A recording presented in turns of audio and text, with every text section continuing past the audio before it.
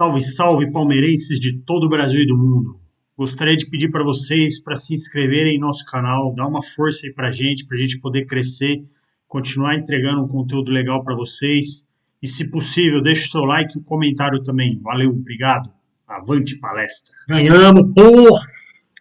Cara, nem sei se eu posso falar palavrão aqui, se o YouTube vai me cortar. Mas, enfim, grande vitória. A atuação não foi das melhores, mas uma vitória importantíssima. Gol do Veiga, assim, que para tirar a nhaca. Um gol que com certeza vai voltar a dar confiança a ele e com certeza vai ajudar o time a retomar o bom futebol. Vamos ver o que o pessoal da ESPN está falando sobre o jogo agora, depois do apito final. Para vocês, Sois de Esportes, dessa partida do Palmeiras contra o Fortaleza, 3-1. E olha, foi um jogo que poderia ser facilitado, Pascoal, esse jogo do Palmeiras com Fortaleza. E o 3-1, no final das contas, foi até um placar maior pelo que se apresentou. Um Fortaleza que abre o placar muito cedo com o Richard Rios. O Fortaleza empata, depois consegue 2 gols no segundo tempo, mas um Fortaleza que dava a impressão de que teria uma vida mais fácil, justamente porque marca muito cedo. O time do Palmeiras começa o jogo exercendo uma pressão muito grande, né? E o gol sai muito cedo, né? Sai antes dos 10 minutos. E o time do Palmeiras fica convicto que já tinha ali encaminhado uma situação para a definição do placar. E não foi bem assim, né? O time do Fortaleza teve dificuldades para marcar o Palmeiras até os 25 minutos. Aí, o que faz o treinador do inteligente, né? Sempre inteligente, o treinador do Fortaleza. O que ele faz? Ele traz o Marinho, que estava muito aberto pela esquerda, e o Pikachu, que estava muito aberto pela direita, exatamente para impedirem a saída dos laterais do Palmeiras. Ele começa a trazer um pouquinho mais por dentro para ajudar o Lucero. E quando ele começa, nesse trabalho, a trazer um pouquinho mais por dentro para ajudar o Lucero, ele começa a encontrar espaço entre os volantes e os zagueiros do Palmeiras. É isso. Os adversários, eles estão percebendo os caminhos, né, para conseguir chegar ao gol do Palmeiras. E eu acho que essa leitura é muito clara, assim mesmo, porque não tem essa proteção específica da primeira linha defensiva, então se os times não conseguem chegar para os lados, a gente vai ver aqui o pênalti, né, inclusive em cima do Marcos Rocha, mas trabalhando pelo meio também, o Fortaleza consegue chegar e assim, o Everton, para mim, o melhor do Palmeiras nessa partida. A gente vê, então, esse lance do pênalti. Primeiro ele acha que ele marca fora, né, que não foi nada. Ali, né? E aí o VAR chama para dizer que é dentro da área, né? Porque a linha faz parte da área, né? E como está exatamente em cima da linha, na visão do VAR, na visão do árbitro lá no jogo, dentro da partida, ele viu que a bola pegou fora. Mas ele opta por marcar o pênalti orientado pelo VAR. Aí vai aquela mais... Aí o VAR ajudou, né? Aí o VAR ajudou a arbitragem. No primeiro tempo, o time do Palmeiras teve 2 possibilidades de gol. Mas as mais claras foram no Fortaleza. É isso. No segundo também, né? No segundo, o Fortaleza teve algumas oportunidades. O time já estava um pouquinho mais cansado. O Pochettino, por exemplo, um pouco mais cansado. E aí o Abel faz uma mudança já no intervalo. Ele coloca o menino e coloca o Mike. E o menino para trabalhar do lado do Mike. Ali pela direita, onde a gente está acostumado a ver o Arthur trabalhando por ali. O Palmeiras sem Dudu também, né? Nessa partida vale a gente ressaltar. Pois é, deixa eu chamar o Djalma também. Djalminha entra aqui no nosso Sport Center para a gente falar dessa partida do Palmeiras contra o Fortaleza. Uma vitória muito importante de Djalma desse Palmeiras. Depois de 5 jogos, 5 rodadas, sem conseguir uma vitória, dá essa alegria para o seu torcedor. O gol do Richard Rios abre o placar muito cedo. Tem um empate com um pênalti para o Fortaleza. Mas aí depois o Rafael Veiga volta a marcar também para a alegria do seu torcedor. E aí fechando o placar com o Breno Lopes já no finzinho da partida. Djalma, boa tarde, aliás, boa tarde não, boa noite, 6h06. Lá no Nordeste já é boa noite. Bem-vindo ao Sport Center. Fala aí, você imaginava que seria um 3-1 no final das contas esse placar? Ou pareceu um jogo mais apertado, esse Palmeiras e Fortaleza? Boa noite, Marcela, boa noite, Mari, boa noite, Pascoal, ao fã do esporte.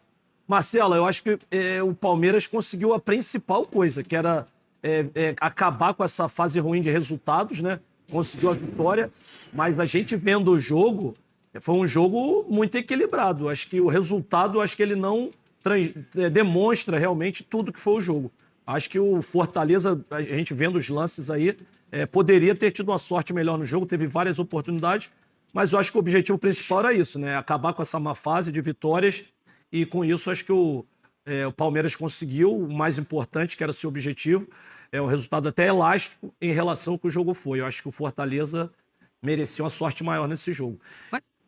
É isso, mas é isso mesmo que eu vi, Djalma. É um Palmeiras que encontra uma sorte que o Fortaleza não encontrou nessa partida. Mas você, por algum... Até Por isso mesmo, por esse placar de 3-1, você olhou para esse Palmeiras e reviu um Palmeiras que tinha uma sorte maior há algumas rodadas e que acabou deixando escapar também porque não conseguia desenvolver esse bom futebol que a gente já estava acostumado com o Verdão?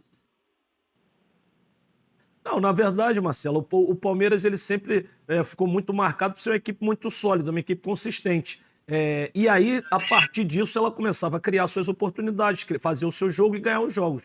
Hoje, de uns jogos para cá, esse Palmeiras ele tem se encontrado um pouco mais vulnerável na parte defensiva, né? Então isso tem dificultado. A gente viu no jogo de hoje que o Fortaleza teve várias oportunidades entrando no contra-ataque, tocando a bola, poderia ter feito os gols, mas acabou que o Palmeiras também, por mérito, né, nas oportunidades que ele teve, foi feliz, fez os gols e acabou ganhando o jogo. Mas se a gente analisar o jogo em si, foi um jogo equilibrado. O Palmeiras não foi superior a esse ponto de ganhar de 3-1 aí do Fortaleza. Pois é, Mari. Numa análise mais pontual, né? Eu acho que ao longo da partida e ao longo desses últimos jogos, as necessidades do Palmeiras de contratações, elas acabam gritando, elas não falam. O Abel promove, do jeito que ele promove o time dentro do campo, as necessidades de contratações, elas gritam. E fico até pensando, será que não é uma jogada, assim, não de caso pensado, mas... Porque eu lembro que no começo da temporada o Abel chegou a falar, né?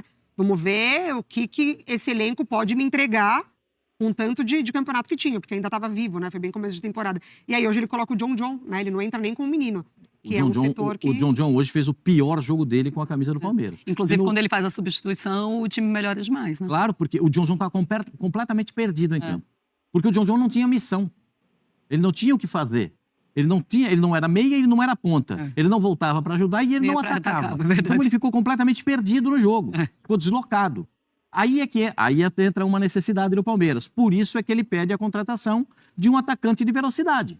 Porque quando ele não tem o Dudu, ele tem que se recorrer do Breno Lopes, e aí ele tem que mudar o Arthur de lado, aí bota o Breno por um lado, ele começa a fazer as modificações, começa a mudar jogador de lado, faz uma alteração no campo e muda 3 posições, e isso é que faz mal pro time.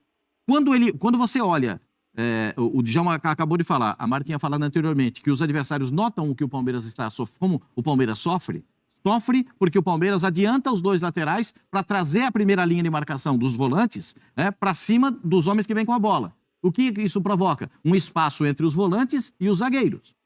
Aí é que precisa ter um conserto. Como o Palmeiras não tem primeiro volante, o Palmeiras só tem segundo volante, porque o Rios é segundo volante, o Zé Rafael é segundo volante, Gabriel Menino é segundo volante. O único primeiro volante é o Fabinho. Mas ele não está jogando, ele está no banco de reservas. Então, o Palmeiras, as necessidades do Palmeiras, elas não falam, elas gritam.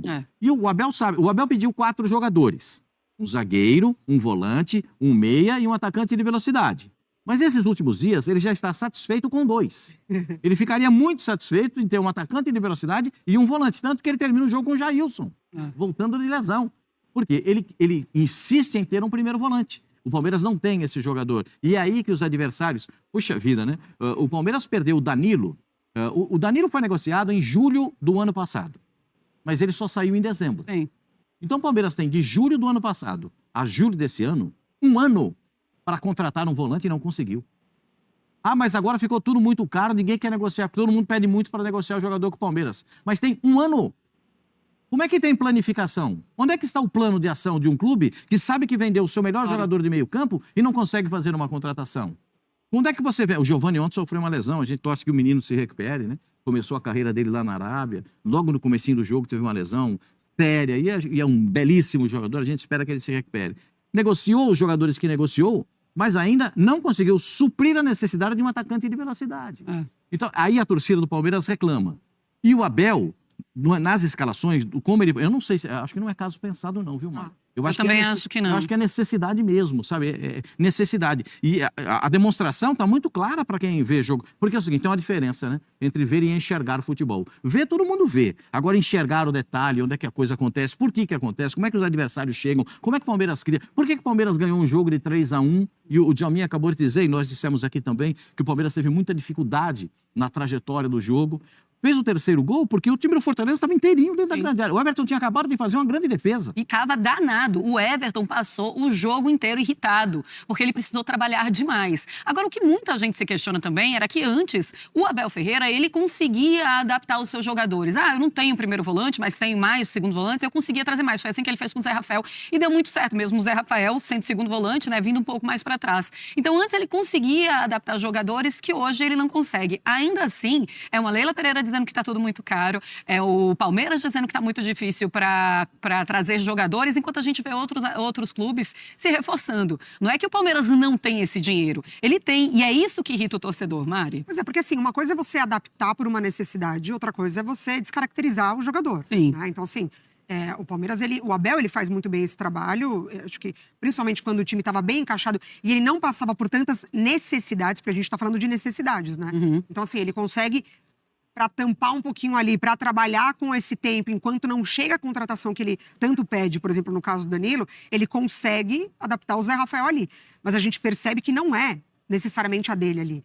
Então, assim, eu acho que entre as adaptações que o Abel ele consegue fazer e o Palmeiras, não sei se passa pela diretoria, imagino que muito passa pela diretoria, confiou demais na sua base para ter já essa reposição imediata.